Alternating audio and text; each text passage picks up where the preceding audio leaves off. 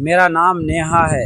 मैं बहुत ही खूबसूरत और जवान हूँ। शायद इसी वजह से मेरे पति जब पहली बार मुझे देखने आए थे तो उनकी नज़र मेरे गोरे बदन को देखते ही रह गई थी। ऐसा लग रहा था जैसे वो मेरे बदन के हर एक पार्ट को निहार रहे हों। मुझे भी वो बहुत पसंद आए थे। आर्मी वालों में तो एक अजीब ही खिंचाव होता है। हमारी शादी हुई और हम बेंगलोर में रहने आ गए थे। मेरे पति की पूरी फैमिली गांव में रहती है। मैं बेंगलोर में रहती हूँ। मेरे पति की पोस्टिंग यहीं पास में ही हुई है, इस वजह से वो आते जाते रहते हैं, लेकिन ज़्यादातर मुझे अकेले ही रहना पड़ता है।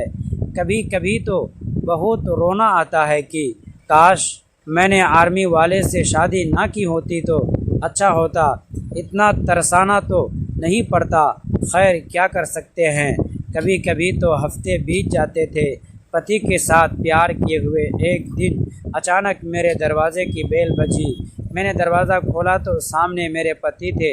मेरी तो खुशी का ठिकाना न रहा। लेकिन इस बार वो अकेले नहीं थे, उनके साथ कोई नौजवान लड़का भी था।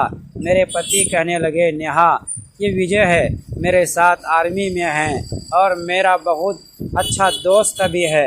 दोस्तों बहुत ही रोमांचक कहानी है, पूरा सुनिएगा ज़रूर। दोस्तों वीडियो में आगे बढ़ने से पहले एक छोटा सा रिक्वेस्ट है कि वीडियो को लाइक और हमारे चैनल को सब्सक्राइब कीजिए और प्यारा सा कमेंट भी ज़रूर कर दीजिएगा। दोस्तों चलते हैं आज की कहानी की तरफ। फिर हम दोनों ने एक दूसरे को हेलो कहा और वह अंदर आए। विजय की नज़र मुझसे हट ही नहीं रही थी, मुझे बस देखे जा रहा था। फिर मैंने चाय कॉफ़ी के लिए पूछा तो कहने लगा मुझे दूध पसंद है। फिर मैंने भी पूछ लिया गरम या ठंडा। विजय ने कहा दोनों चलेंगे। फिर हमने नाश्ता किया और इधर उधर की बातें करने लगे। मेरे पति कहने लगे, नेहा विजय कुछ दिन के लिए यहीं तुम्हारे पास रहेगा, तुम्हें कोई प्रॉब्लम तो नहीं होगी। वो क्या है कि विजय को अपने माता पिता के लिए घर बनाने के लिए ज़मीन देखनी है। वैसे तो वह किसी होटल में रुकने वाला था, लेकिन मैंने कहा कि अपना घर होते हुए वो होटल में कैसे रुक सकता है, इसीलिए मैं उसे यहीं ले आया। मैंने कहा नहीं तो मुझे क्या प्रॉब्लम हो सकती है। फिर अगले दिन मेरे पति चले गए।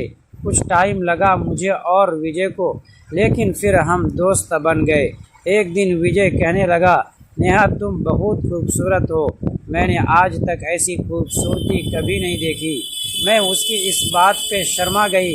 मैंने कहा फ्लर्ट अच्छा कर लेते हो तो। हमने हंसने लगा। मुझे और विजय को एक दूसरे का साथ अच्छा लगने लगा। हम अक्सर बाइक पे घूमने जाते, बाहर खाना खाते। ऐसे ही कुछ दिन बीत गए। एक रात मैं नहाकर बाथरूम से निकली ही थी कि विजय ने मुझे पीछे से पकड़ लिया और मैंने विजय को अपने आप से अलग किया और कहा, ये क्या कर रहे हो विजय, मैं तुम्हारे दोस्त की बीवी हूँ। तो वो कहने लगा, नेहा मुझे लगा तुम भी मुझसे प्यार करती हो, मुझे चाहने लगी हो।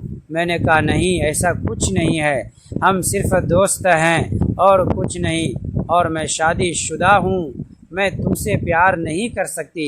विजय हंसने लगा। मैं उसे हैरत से देख रही थी। उसने कहा, अच्छा तुम्हारा मेरे साथ बाइक पे घूमना, साथ में टाइम बिताना, ये सब प्यार नहीं था तो क्या था। मैं चुप थी, पता नहीं क्यों मैं कुछ बोल नहीं पा रही थी। उसने कहा, ठीक है, लगता है मुझे समझ में गलती हो गई है, मुझे लगा शायद, चलो छोड़ो, जाने दो, कल मैं यहाँ से चला जाऊँगा, इस बात को यहीं ख़त्म करो। फिर वो चला गया और मैं सोच में पड़ गई। वो जो कुछ कह रहा था सच था, मुझे उसके साथ अच्छा रहा था, सच था, मुझे उसके साथ अच्छा लगता था घूमना फिरना, बातें करना, लेकिन मैं प्यार कैसे कर सकती हूँ। रात को मैंने और विजय ने अजनबी की तरह खाना खाया। ना वो कुछ बोल रहा था, ना मैं। खाना खाते ही वो अपने कमरे में चला गया और पैकिंग करने लगा। शायद वो अगले दिन चला जाने वाला था। मेरे दिल में अजीब सी हलचल हो रही थी। पता नहीं क्यों मैं उसे रोकना चाहती थी, लेकिन वह इतना नाराज़ था, समझ नहीं आ रहा था कि मैं उसे कैसे मनाऊं।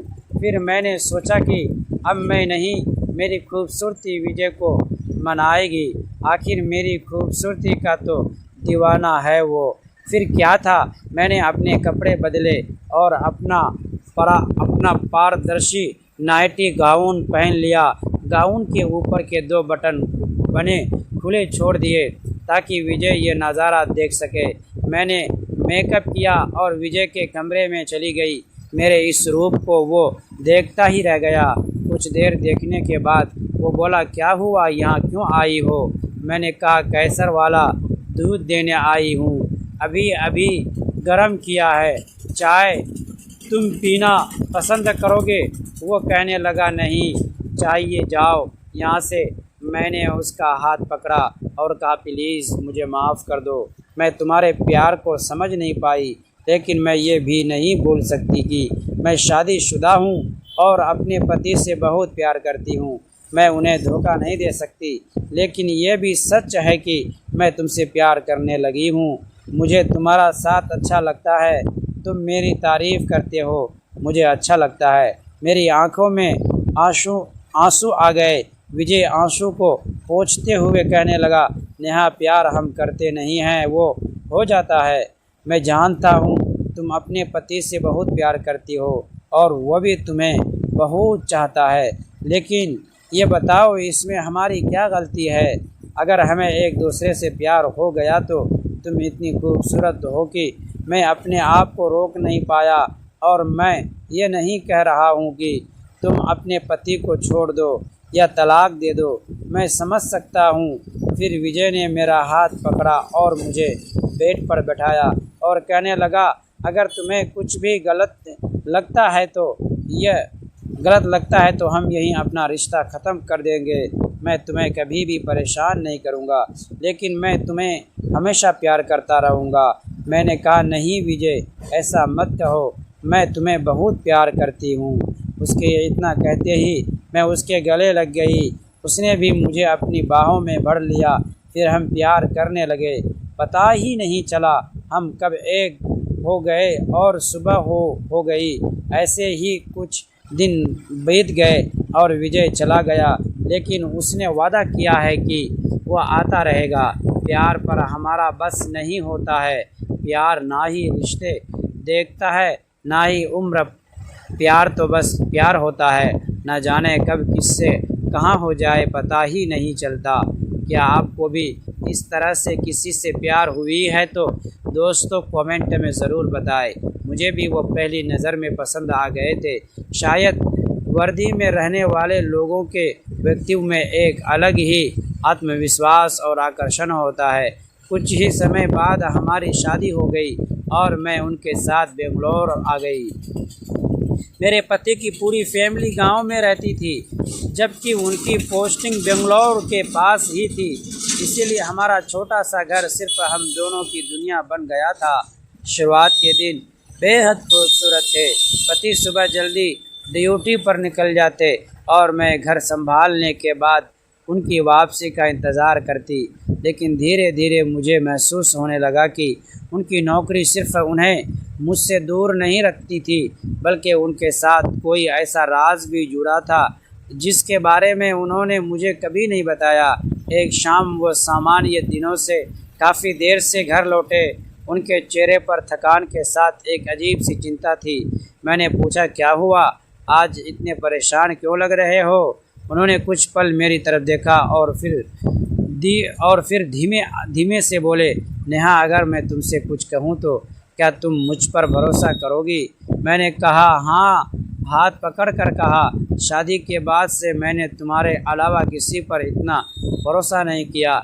बताओ बात क्या है? उन्होंने कमरे का दरवाज़ा बंद किया और अपनी जेब से एक पुराना लिफाफा निकाला। लिफाफे पर मेरा नाम लिखा था। मैं उसे देखकर हैरान रह गई। ये मेरे नाम का खत तुम्हारे पास कैसे आया? उन्होंने कोई जवाब नहीं दिया। मैंने कांपते हाथों से लिफाफा खोला। अंदर सिर्फ एक छोटी सी पर्ची थी। नेहा, अगर तुम्हें अपनी शादी के पीछे छिपा सच जानना है तो कल शाम अकेले पुराने रेलवे स्टेशन के पास आना। मेरे हाथ ठंडे पड़ गए। मैंने पति को और देखा, उनकी आंखों में भी वही डर था। अब सवाल यह था कि आखिर कोई मेरी शादी के बारे में ऐसा क्या जानता था जो मुझसे और मेरे पति से भी छिपा हुआ था। दोस्तों, ऐसे ही कहानी सुनने के लिए प्लीज़ हमारे चैनल को सब्सक्राइब कीजिएगा और प्यारा सा कमेंट भी ज़रूर कर दीजिएगा।